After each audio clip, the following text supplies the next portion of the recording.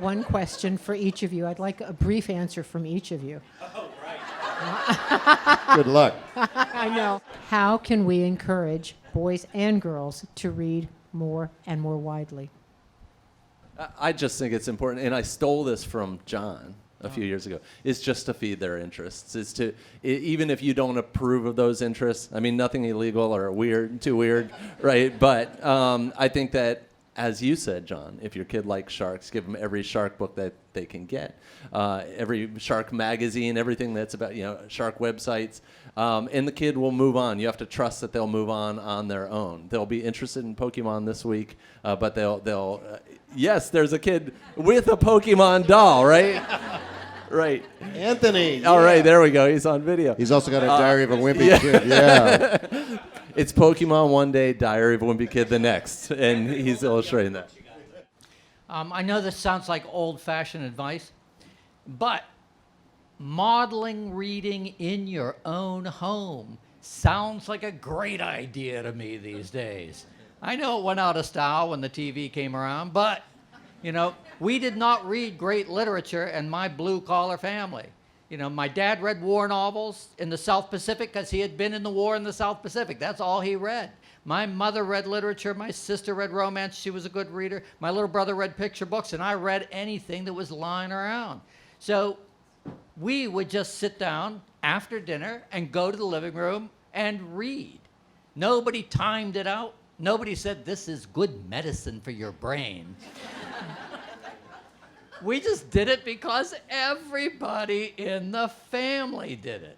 And as a kid growing up, with a dad that said, don't do as I do, do as I say.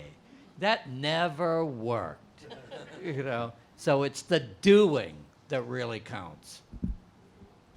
I think that if you see somebody who's having a baby for the first time, help fill their house with books and try to encourage them as gently as possible to read from day one.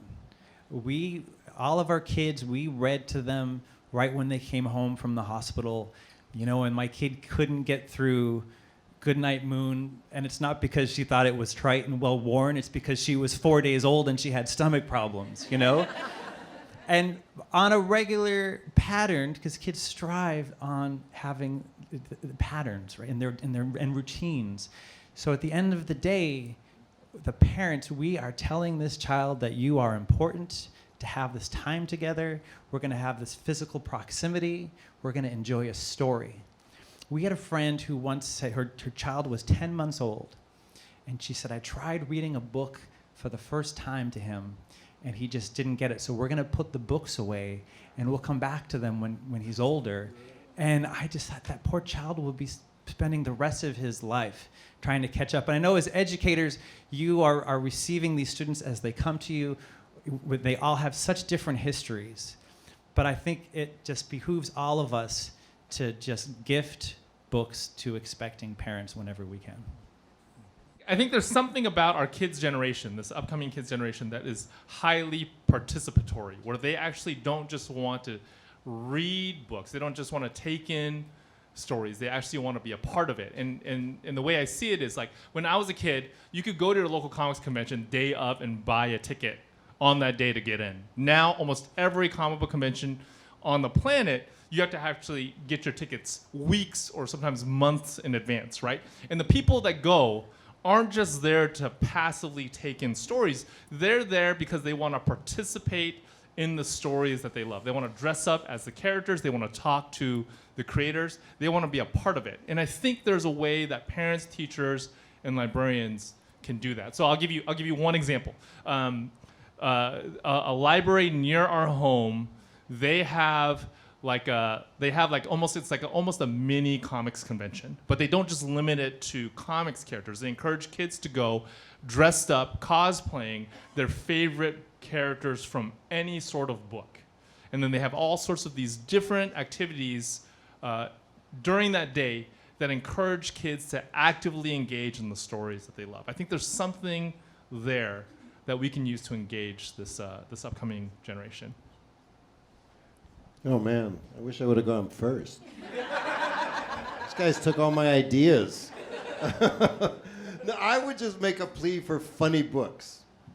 Like, I think we've hit this wall of everything is so serious and we're trying to balance everything so hard.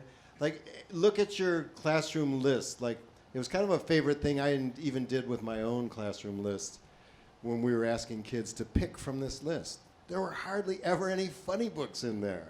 Like, they just weren't funny. And this whole crew up here is funny.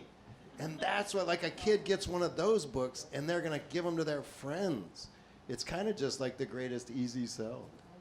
So go get The Day My Butt Went Psycho, even if that's not your favorite book. But it's kind of great, right? Yeah, I love those.